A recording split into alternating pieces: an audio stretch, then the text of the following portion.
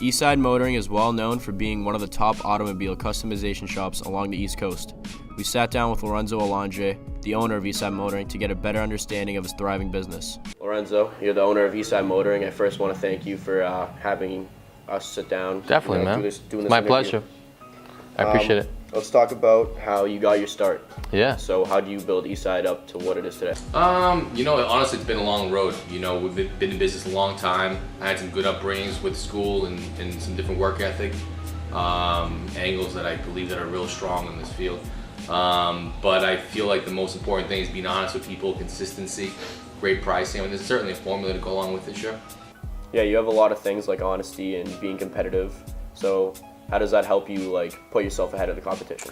I guess it kind of speaks in its own. When you're honest with somebody, you get more business out of it. Or any type of service or product that you offer. I feel like nowadays a lot of shops out there that are dishonest or I don't want to say cheat the client, but there's always circumstance where people have a experience like, oh, I went somewhere and I had this experience. We certainly try to treat every situation with respect and do a good job every time. Right. How has Waltham High School influenced your work ethic to what it is today? Waltham High School is a good influence on me and what my work ethic is today and really how I got there. I was part of the automotive program with Mr. Hernandez and Mr. Ramsey, and how it worked basically is that they'd give you work to do, and the quicker you did the work, the more they'd give you more work.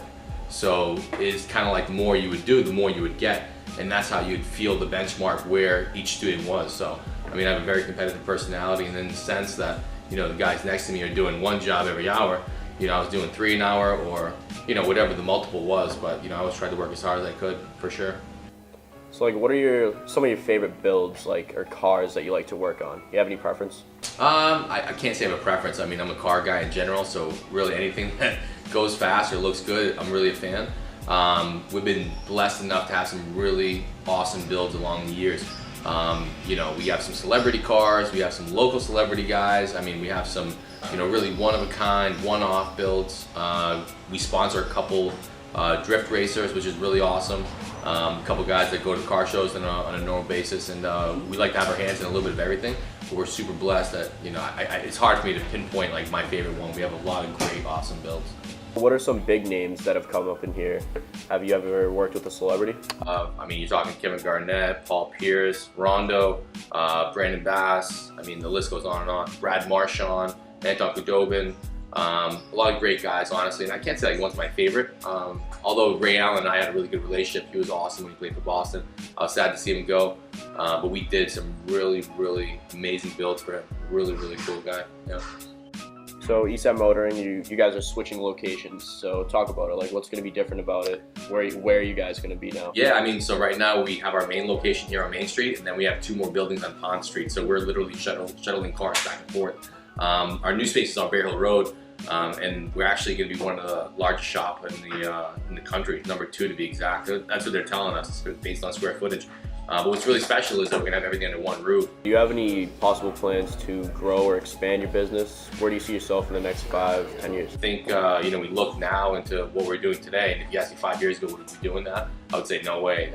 That stuff doesn't happen in Boston. But what's amazing, we're really blessed. We have clients that ship their cars to us from all over the country.